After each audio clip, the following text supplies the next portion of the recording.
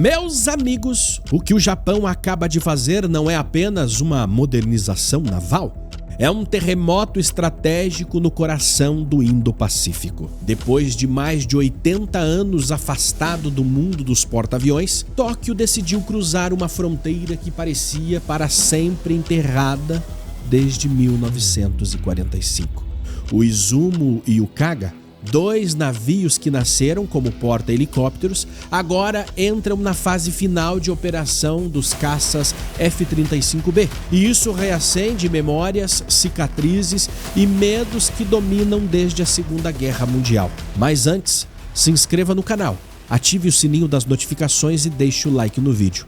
Porque nós estamos falando de 80 anos de história que estão prestes a mudar. E fique comigo até o final, porque este vídeo revela a verdadeira razão pela qual o Japão está fazendo isso agora e por que a China está observando cada passo com absoluto nervosismo. É a primeira vez desde 1945 que um caça de asa fixa decola de um navio japonês. O vídeo do F-35B pousando no Izumo circulou o mundo como um fantasma histórico que voltou ao palco. Pequim reagiu imediatamente. A mídia estatal chinesa evocou o passado militarista japonês. E no Japão, o debate político explodiu, porque porta-aviões para Tóquio não é apenas uma plataforma militar, é uma palavra que carrega o peso inteiro da memória nacional. Mas por que esse peso? Porque o Japão já foi, meus amigos, a maior potência aeronaval da Terra. Na década de 30, enquanto o mundo se ajustava às regras dos tratados navais de Washington e Londres, Tóquio encontrou no porta-aviões a brecha estratégica para expandir seu poder marítimo. E expandiu. Tanto é que em 1941, quando o ataque a Pearl Harbor foi lançado, o Japão operava 10 porta-aviões, sendo 6 unidades de ataque direto, uma força coordenada sem paralelos na época. Nomes como Akagi, Zuikaku e Kaga se tornaram símbolos de um império que acreditava ter encontrado a arma definitiva da guerra moderna. Mas tudo ruiu em um único ponto na história: a Batalha de Midway, em junho de 1942. Os Estados Unidos, após decifrarem o código japonês JN-25, armaram uma emboscada que destruiu 4 porta-aviões japoneses em poucas horas.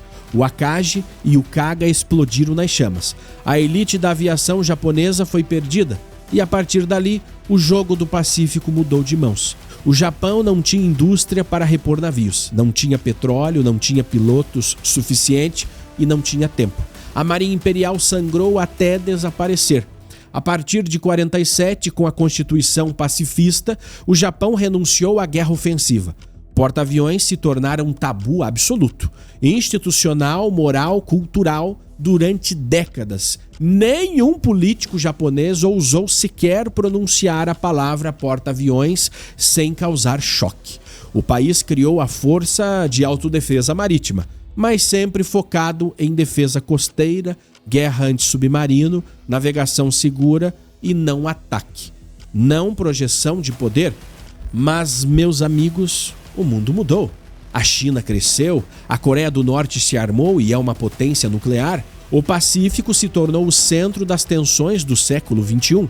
O Japão, antes protegido pela geografia e pelo guarda-chuva militar americano, percebeu que sua doutrina de autodefesa já não defendia nada. Porque a ameaça agora não é simbólica, ela é física, é material, é diária. A China ampliou sua marinha para mais de 350 navios, testou mísseis balísticos capazes de afundar porta-aviões e avança sobre o mar do sul da China, ameaça Taiwan e mantém navios em torno das disputadas ilhas Senkaku. E do outro lado, a Coreia do Norte testa mísseis quase toda semana. O Pacífico está armado, instável e eletrizado. Mas antes de falar da estratégia, precisamos falar do navio em si, as modificações, porque o Izumo e o Kaga não são apenas símbolos políticos ou heranças históricas. Eles são máquinas de guerra altamente específicas com números, dimensões e capacidades que revelam por que a sua entrada em operação com o F-35B muda completamente o equilíbrio do Pacífico. O Izumo e o Kaga pertencem à maior classe de navios construídas pelo Japão desde a Segunda Guerra Mundial. Cada um deles desloca cerca de 27 mil toneladas em plena carga, podendo ultrapassar as 30 mil após a modernização. São navios de 248 metros de comprimento, com um convés de voo largo de 38 metros, que se estende como uma pista compacta projetada para operações aéreas rápidas. A propulsão é baseada em 4 turbinas a gás LM2500, as mesmas usadas em destroyers americanos e europeus, entregando mais de 112 mil cavalos de potência e permitindo velocidades acima de 30 nós, algo em torno de 55 km por hora no mar aberto. A velocidade importa porque esses navios foram pensados para acompanhar destroyers de escolta, romper distâncias rapidamente e reposicionar caças embarcados em pontos estratégicos no Pacífico Ocidental. A autonomia também impressiona: mais de 9 mil quilômetros de alcance em velocidade de cruzeiro, permitindo semanas de operação longe da costa japonesa. No coração do navio, os sistemas eletrônicos revelam o nível da modernização. O radar FCS-3A, um sistema AESA avançado, rastreia simultaneamente aeronaves furtivas, drones, mísseis de cruzeiro e alvos marítimos. A suíte de guerra eletrônica NOLQ-3D permite enganar radares inimigos, bloquear guiagens hostis e proteger o navio de mísseis antinavio. Tudo isso integrado ao link de dados tático dos Estados Unidos, o que significa que um F-35 japonês pode enxergar o que um destroyer americano Aegis enxerga e vice-versa. É guerra em rede, meus amigos. É o campo de batalha fundido em um único cérebro coletivo. Mas o ponto-chave vem agora. Os navios foram profundamente reconstruídos para operar o F-35B. A pintura original do convés seria destruída em segundos pelo calor do jato vertical do caça. Então, o Japão revestiu toda a superfície com material resistente a temperaturas superiores a 1000 graus. As áreas de hangar foram ampliadas, reforçadas, adaptadas para uma aeronave muito mais pesada e mais sensível do que um helicóptero. Os elevadores foram recalibrados. A proa do navio, que originalmente era arredondada, foi redesenhada para o formato mais quadrado, abrindo espaço para estacionar mais aeronaves e melhorar o fluxo de manobras no convés. O resultado é um porta-aviões leve, capaz de transportar entre 12 e 20 caças F-35B em configuração de combate, além de helicópteros SH-60K para guerra antissubmarino e MCH-101 para operações de transporte e varredura de minas. O Japão já encomendou 42 F-35B, sendo que os primeiros esquadrões serão dedicados ao Izumo e ao Kaga. Para um país que não operava aviões embarcados há 80 anos, isso é um salto tecnológico gigantesco.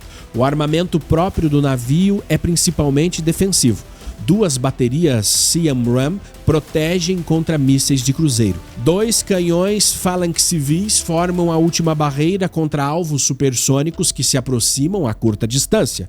O navio não é um porta-aviões de ataque como os gigantes americanos. Ele é uma plataforma de dissuasão, uma fortaleza móvel projetada para sobreviver ao ambiente saturado de mísseis que domina o Pacífico moderno. E para entender seu impacto, basta comparar. O Izumo tem 27 mil toneladas. O porta-aviões chinês Liaoning tem 58 mil.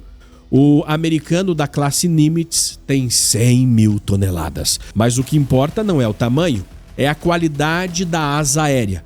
O F-35B furtivo, sensorial integrado em rede, ultrapassa em capacidade todos os caças embarcados chineses, inclusive o J-15, que não é furtivo e sofre restrições de peso na decolagem. No final, o Izumo não precisa ser enorme, ele precisa ser funcional para o teatro de operações japonês. Ilhas pequenas, pistas vulneráveis, necessidade de resposta rápida e aviação embarcada que desaparece no radar quando preciso. É isso que o Izumo e o Kaga entregam ao Japão. Mobilidade estratégica, capacidade aérea embarcada real e interoperabilidade total com os Estados Unidos. presença militar contínua no primeiro arco de ilhas e, acima de tudo, uma plataforma que continua operando mesmo se o território japonês for atingido na primeira hora de um conflito.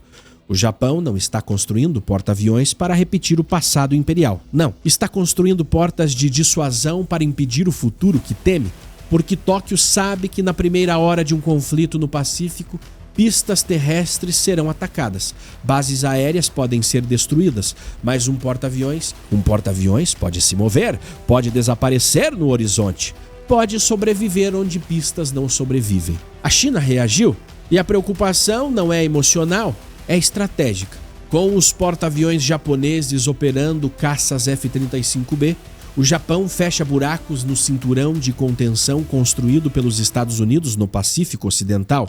O Japão se torna, de fato, um porta-aviões insubmergível, agora com porta-aviões reais do seu lado. Enquanto isso, Washington observa com aprovação silenciosa, porque cada novo F-35B operando no Pacífico reduz a pressão sobre os grupos de porta-aviões americanos, aumenta a interoperabilidade entre aliados e envia à China a mensagem mais clara possível: você não está sozinho no Pacífico, o Japão voltou. E o que vem depois? A próxima geração. Rumores dentro da comunidade de defesa sugerem que Tóquio já estuda um porta-aviões de 100 mil toneladas, movido a energia nuclear, compatível com catapultas eletromagnéticas. Outro projeto fala em um porta-aviões de drones furtivos e há ainda um conceito híbrido que mistura navio de guerra com ilha artificial para criar presença contínua no mar da China. Mas, meus amigos, o ponto mais poderoso não está no aço, está nas pessoas. Os marinheiros japoneses que vão operar esses navios são herdeiros de uma tradição que mistura disciplina, honra, dor e memória. Eles não são o eco do passado, são a resposta ao futuro. O Japão aprendeu a lição mais dura da história: nunca confiar sua sobrevivência à boa vontade de outras nações, nunca subestimar o perigo que cresce lento e nunca esperar demais para reagir. O Japão rompeu um silêncio naval de 80 anos. Ele cruzou a ilha que nunca quis cruzar. Ele voltou ao jogo dos porta-aviões não como aquele império que um dia lutou para dominar o Pacífico, mas como uma nação que tenta impedir que outro império domine o seu entorno. A era da ingenuidade acabou. O sol nascente se ergue novamente, não como conquistador, mas como um guardião. Aí eu te pergunto, se você estivesse no lugar do Japão, com a pressão chinesa avançando no mar, com os mísseis norte-coreanos sobrevoando sua cabeça, com Taiwan prestes a enfrentar a maior crise da história moderna, o que você faria? Continuaria sem porta-aviões ou cruzaria a fronteira que o mundo tentou bloquear? E se você ficou comigo até aqui, se inscreva no canal, ative o sininho das notificações e deixe o seu like no vídeo. Comente o que você gostaria que eu trouxesse aqui no canal no próximo vídeo. Eu sou o Shimon Oliveira e te vejo na próxima. Até lá!